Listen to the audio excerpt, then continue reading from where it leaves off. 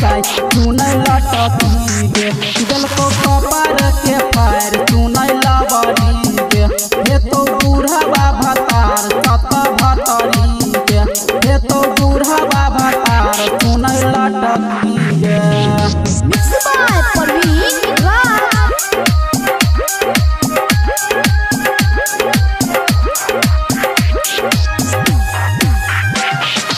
आप सुन रहे हैं डीजे उमेश सुखीपुर।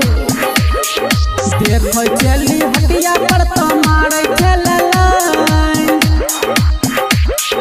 देखो चली हटिया पर तो मारे चललाई इशारा से कही देला तू इशारा से कही देला तू ओहे बड़ा बजराए तू नहीं लटकी गे हे तो बूढ़ा भतार तू नहीं लबड़ी गे दिल को कपार के फायर सत भतरी गे हे तो बूढ़ा भतार तू नहीं लटकी गे।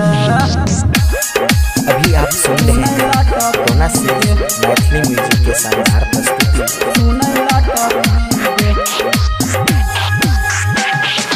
आप सुन रहे हैं डीजे उमेश सुखीपुर।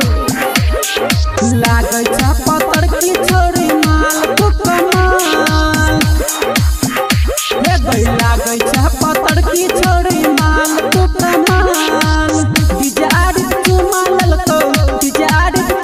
ललको भेलो पूरा बवाल सुनै लटकी गे तोरा यह बेहबार सत भतरी गे मिलतो बूढ़ा भतार सुनै लबड़ी गे देला कपार के फायर सत भतरी गे। Maithili music recording studio Khutauna बाजार।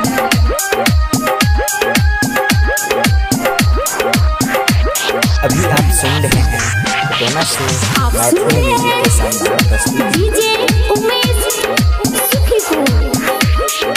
राकेश के तू चुमा देला उमेश के लेला बुलाई हे गई राकेश के तू चुमा देला दिला के लेला बुलाई ओपी ससी आईडी लगेला परवीन ससी आईडी लगेला भैया का देला पिटाई सुनै लटकी गे दिल को कपार के फायर सत भतरी गे हे तो पूरा भतार तुमची हतरी गे हे तो पूरा भतार सुनै लटकी गे तोरा यह बेहबार सुनै लबड़ी गे दिल को कपार के फायर सत भतरी गे। www.umeshdj.in। अभी आप सुन रहे हैं खुटौना से मैथिली म्यूजिक के शानदार प्रस्तुति।